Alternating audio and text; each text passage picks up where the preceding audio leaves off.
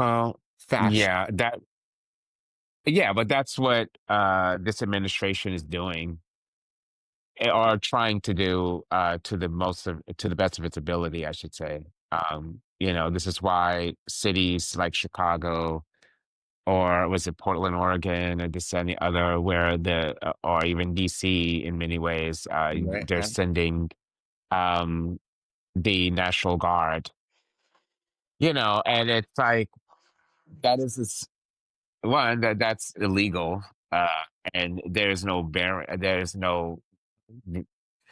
point in doing that. Um, and it's also to cause derision, and give the impression that these places are war zones, when they all probably have their issues, of course, but not to the extent to what he is saying. It's all smoke and mirrors. Oh, right. Yeah, And it's and this is what any third grade dictator does. You know, they they all use the same tactics to say this group of this particular population of people are doing X, Y, and Z. And the reality is that that's just not what's happening. It's just that it's a thing of controlling the narrative. yeah, Um, yeah, and uh, I think what's happening is because of this unfortunate, ridiculous bill that recently passed, that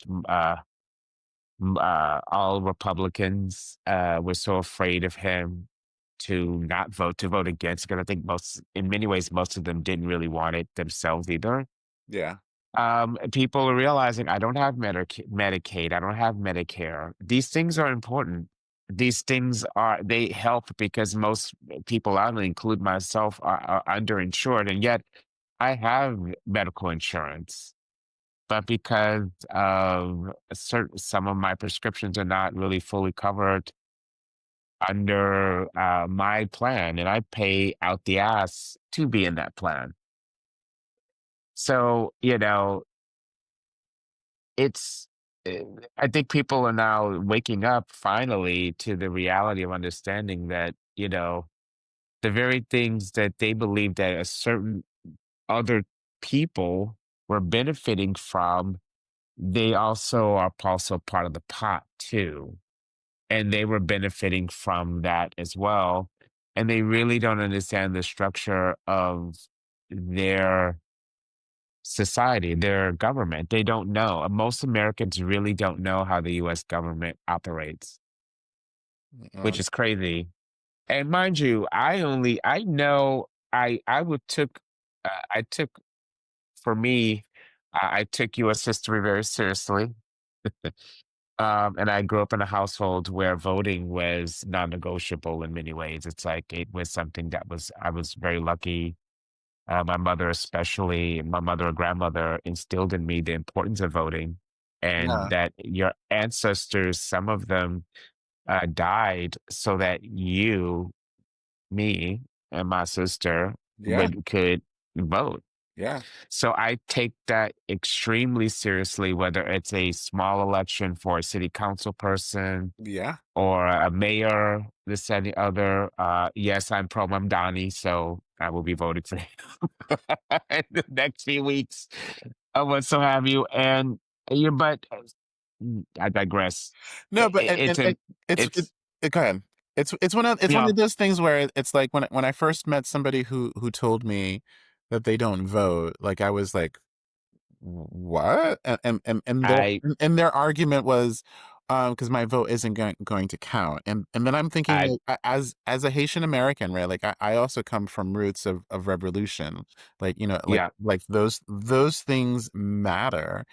And and to and to and to say that speaks to their level of privilege, right? Like their level of taking for granted having running water, like they're not branded because they can't go from one section of the city to the next section of town, right? Like yeah, they they're not aware of how fragile democracy is. Like democracy could like like crumble really quickly and find yourself in a fascist state, right?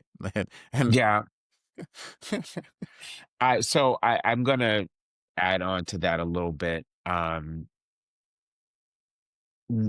We all need to know how our government works, the US government works, how difficult it is to pass bills, because the structure of it is there's a lot of difficulty in it, in my opinion. But also things, and this is where I sort of see their point when you have, like, say, the Electoral College, which I think is a horrendous, very that was made during the time of slavery in this country, and it was to make sure that a lot of the new states had equal opportunity and representation, I should say, for their growing populations and what so have you. But I'm sorry, I feel like the Electoral College does not help at all, only because it should be based on simply how many people voted, no yeah, matter yeah, what state or yeah. county they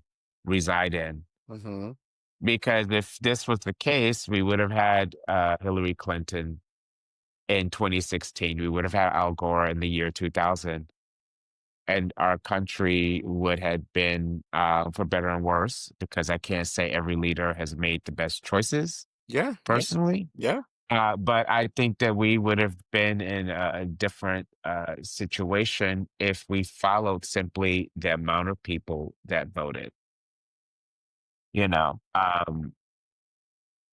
was impressed that people voted in 2020 in the way that they did, and luckily Biden was president. But look what happened. It took people dying and being and for the first version of the Trump administration to fumble COVID so badly and lie to everyone's faces, and that's really why he lost.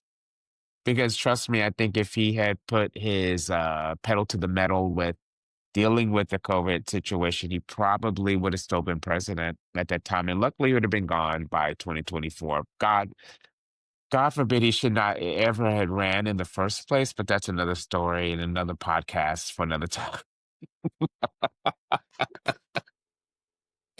You heard it here, And folks. I don't, yeah, yeah, and I don't want our entire time Yeah. right here to be about that one. But No, no, no, no, no. you know, But I think to sort of tie it up, and then we'll move to another segment where I'm just going to ask you a bunch of questions of think cards.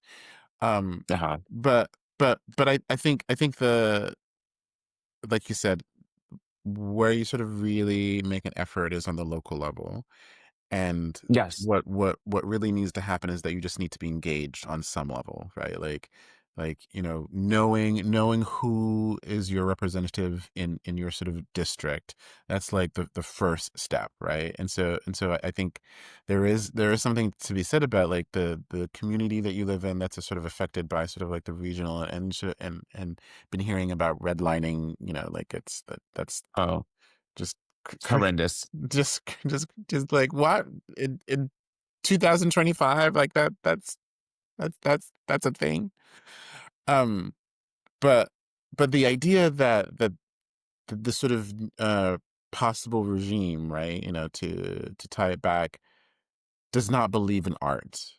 They don't see the value in There are, PBS, right? Like they don't see the value in public radio, yeah, or right, their art, um that that doesn't provide much variety. yeah, AI, yeah. So I am a PBS child. I grew up with PBS. I also am a public radio queen in many ways too, because I think I was already a little 40-year old when I was growing up. I at 5 o'clock back home, public radio. I was already listening to it, and I was as a kid. I was intrigued with how the world operated. the ills and woes of what's going on, whether it's here domestically or internationally. I want to be a sponge and know what was happening. Yeah. And for me, I can't set up a you can't set up and force someone else to do these things. It's one, it's something that's inside you that you want to know what's happening. I would say to anyone though, whether they're aware of these things, I think you should take a look at this. This Right. would be useful for you, you Yeah. know, and And and and and see and we even have like what you think. the technology to do it, right? Like in the sense of like AI or or sort of like any sort of home interface, like Alexa. Yeah. And And I so, don't think AI is the worst thing. I find that there has to be a certain level of like you still have to do your part as a human being to learn basic things. oh, right. And I completely agree with you. Like critical yeah, thinking is falling short, right? And I think that's one of the reasons why like our current administration is going after like schools and universities, right? Like they don't want people thinking critically about what's happening. But but it but the information that AI can provide you, like like Grammarly or Gemini, like all of these platforms, like you have no reason to not be informed, right? Like I think sort of true. going back to what you were saying in the sense of like you should know how your government works, right? Like you have no reason to because this is a time where we have the most information at our fingertips and Yeah. to be completely ignorant. Yes, great. Know about Miley Cyrus and like Yeah. all that stuff, but like also know like how your government works, right? Like Yeah. know that like if the post office lose funding, that's a big deal, right? It's a huge deal. And, I'm sure ChatGPT will tell you how the US government works, what rights are, and what even this administration is doing. It will tell you. Um, and that's the irony of the whole thing. Sometimes the US has so much, and yet people know so little. It's the irony of this place. And I think that oftentimes people that are intellectuals, that are teachers, that are professors, that are scientists, that are people that are aware of what's happening are always misunderstood. They always are looked at with suspicion, whether it's in, say, places of faith, communities of all types in this country, uh, especially in workplaces. They are and it's something my mentor Leo had always said that there's two Americas.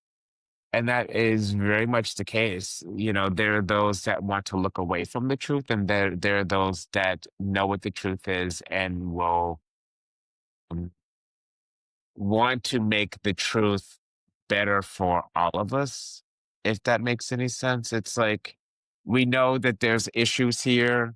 How do we resolve this, that, and the other? And that can be, there's several careers where, you make things better for people. So I'm being an artist, I realize that I'm going to be at times ostracized for what I show or project or Well, yeah, share. I think artists You know, have always been the thermometer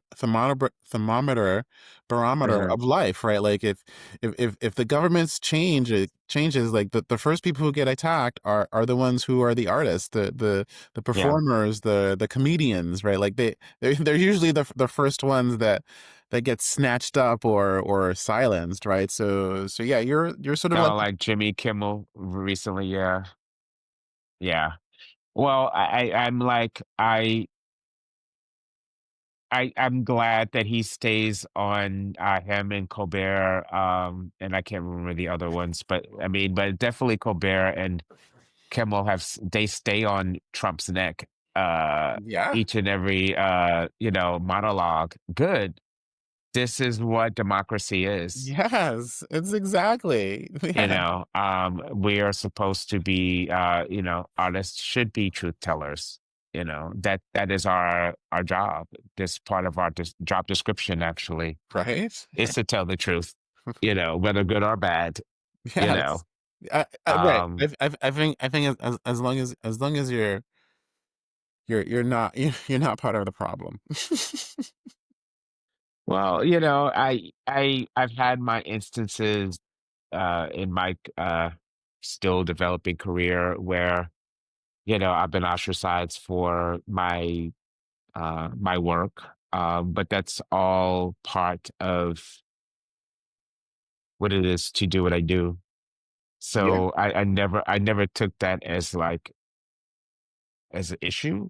I just take it as like this is a part of a learning curve yeah, that I have to go through, in which I become stronger and know how to overcome overcome it and move on. yeah, You just have to, yeah, because to sit up and to be downtrodden by it, just it will hurt the work. And clearly, the work is doing what it's supposed to do if it angers people, or upsets them. yeah. So As long as it makes them you feel know, something. yeah, oh yeah, oh Yeah, yeah. People need to, and right now people are they want that. They do want to feel something. So yeah, I'm, I want to continue to project that in terms of what I do. yeah, yeah. So, yeah. Okay, so we're gonna change gears real quick, and I have these cards that I got when I was out at a conference in Seattle, the NADA conference, which was like a substance abuse and the research that's coming around substance abuse and sort of like all the mental health and recovery coaches. And so, Mm, uh, mindful conversation starters. So I'm gonna pick a card. There's four sections, maybe yeah. There's compassion, perspective, and building connection. So okay. I'm gonna pick a compassion card and answer your question, and then I'll also answer the same question too. Okay, ready? Yes. Tell a story of a time you've brightened someone's day, and how did that impact you? Ooh. Clearly that object wanted to tell the same its answer to that question. Um, ooh. So, okay. This is gonna be I'm gonna try to shorten this as much as possible. I think the best answer I could give you for that was I was in my early 20s, and I had helped uh, co-organize and develop a project called All Sight is Real People. It was with an art group I was a part of at the time called Blastco when I was still in Houston, and it was presented at three different spaces. One of them was the main place was multicultural educational counseling through the arts, and Mecca for short. Uh, the project premiered there. It also there was an art exhibition that was part of it that was also at Diverse Works, which is a art gallery slash performance space. And then the Museum of Fine Arts Houston showed did we were allowed to do a fashion show, and that was the last day of the event, and it was part of their Family Day event. There was a white cis male model that was in many ways you would never think he had an issue in the day of his life. He was like 6'2", toned, very handsome. very striking personality as well. And he pulled me to the side and he said, "You know, I was thinking of committing suicide earlier this summer." So I looked at him and I said, "Why? You have so much going for yourself." And he's like, "If it wasn't for this project, I probably would have done it." Wow. And I took a step back. I didn't, my reaction was, but mostly shock. But I said to him, like, well, I'm glad you're still here. And I think you have so much to give to the world. So I would reconsider. I was like, consider that what you contribute in life as important and relevant Mm, mm. at all times. So I would say that would be my way of answering that question. Yeah. Um, Yeah. yeah, Wow. Huh. That must have felt intense to hear that from somebody to know that they were struggling with sort of, yeah, suicidal thoughts and yeah. yeah, Yeah. Well, yeah. um I guess I would answer this question in reverse because I don't necessarily think I give good advice. I'm Oh, it's not true. or tell a Not true at story. all. Sorry, tell a story of a time you've brightened somebody's day. Right. So I don't think I've brightened people's day. But anyway, um, so like I remember that uh I was in school and I was in the process of trying to get my associate's degree. And I was attending Landmark College, and it's a school in sort of the southern part of Vermont that helps individuals with learning issues. And I come to find out that I couldn't afford to attend because it was, I think at the time it was like 40 something a year, and this was like for an associate's degree. I'm like, oh my gosh, I'm gonna be in so much debt for an associate's degree, like.